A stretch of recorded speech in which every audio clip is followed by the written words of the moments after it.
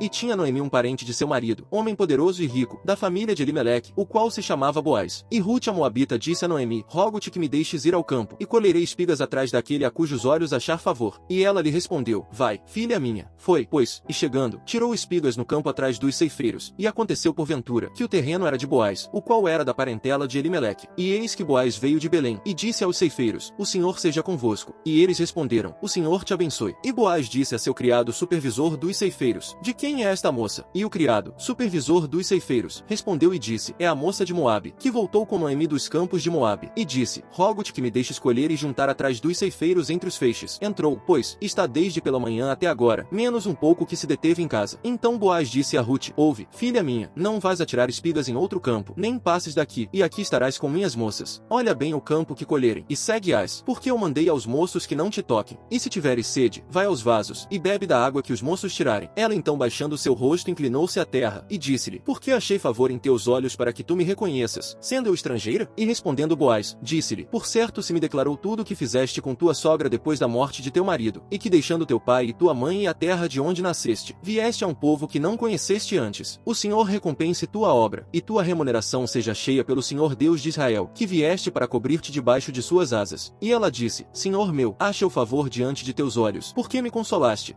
E por que falaste ao coração de tua serva, não sendo eu como uma de tuas criadas? E Boaz lhe disse à hora de comer: achega-te aqui, e come do pão, e molha teu bocado no vinagre. E sentou-se ela junto aos ceifeiros, e ele lhe deu grãos tostados, e comeu até que se fartou e lhe sobrou. Levantou-se logo para tirar espigas, e Boaz mandou a seus criados, dizendo: colha também espigas entre os feixes, e não a envergonheis. Antes lançareis de propósito dos feixes, e a deixareis que colha, e não a repreendais. E tirou espigas no campo até a tarde, e debulhou o que havia colhido, e foi como um efa de cevada. E tomou, e veio à cidade, e sua sogra viu o que havia colhido. Tirou também logo o que lhe havia sobrado depois de farta, e deu-lhe. E disse-lhe sua sogra: onde tiraste espigas hoje? E onde trabalhaste? Bendito seja o que te reconheceu. E ela declarou à sua sogra o que lhe havia acontecido com aquele, e disse: o nome do homem com quem hoje trabalhei é Boaz. E disse Noemi à sua nora: seja ele bendito do Senhor, pois que não recusou aos vivos a benevolência que teve para com os finados. Disse-lhe depois Noemi: nosso parente é aquele homem, e de nossos remidores é. E Rute Moabita disse: a mais disto me disse: junta-te com meus criados, até que tenham acabado toda a minha colheita. E Noemi respondeu a Rute sua nora: melhor é, filha minha, que saias com suas criadas, que não te encontrem em outro campo. Esteve, pois, junto com as moças de Boaz tirando espigas, até que a colheita das cevadas e a dos trigos foi acabada, mas com sua sogra habitou. E disse-lhe sua sogra Noemi: filha minha, não tenho de buscar descanso a ti, para que fiques bem. Não é Boaz nosso parente, com cujas moças tu tens estado? Eis que ele aventa esta noite os grãos de cevada. Tu te lavarás, pois, e te ungirás, e vestindo-te tuas vestes, passarás a eira, mas não te darás a conhecer ao homem até que ele tenha acabado de comer e de beber. E quando ele se deitar, repara tu o lugar de onde ele se deitará, e irás, e descobrirás os pés, e te deitarás ali, e ele te dirá o que tenhas de fazer. E lhe respondeu: farei tudo o que tu me mandares. Desceu, pois, à eira,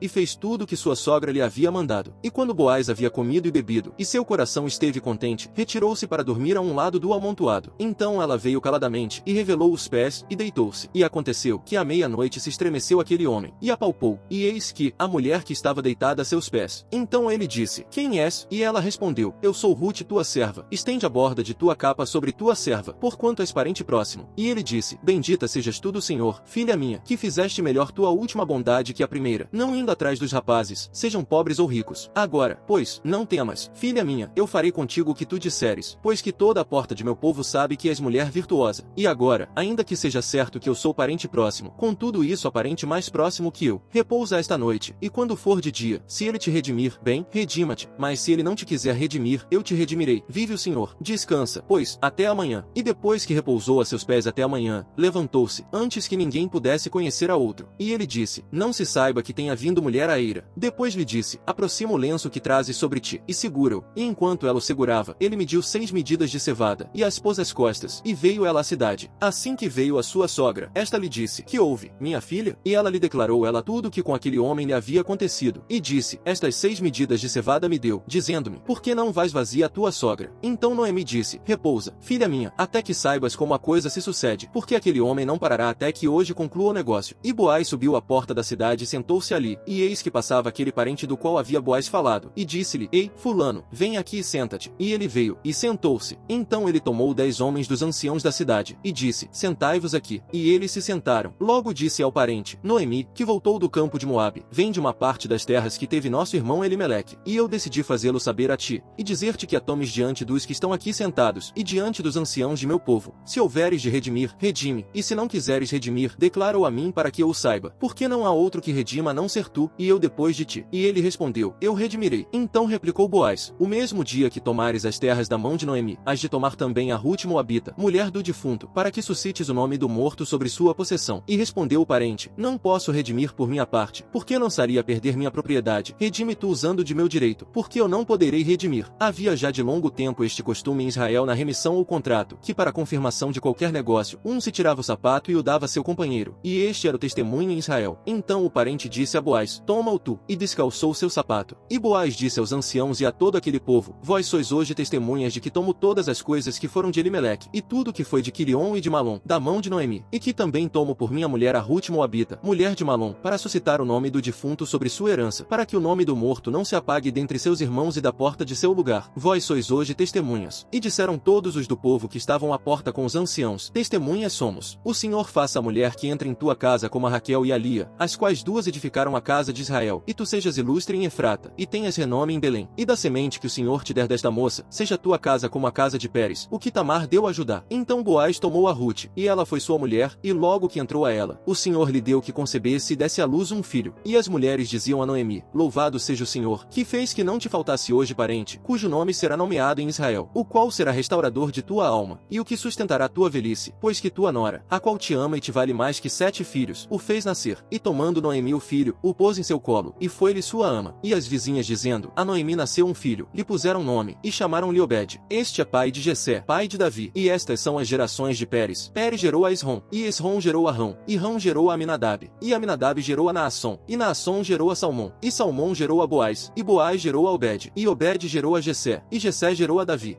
Parabéns, você concluiu o livro de Rute.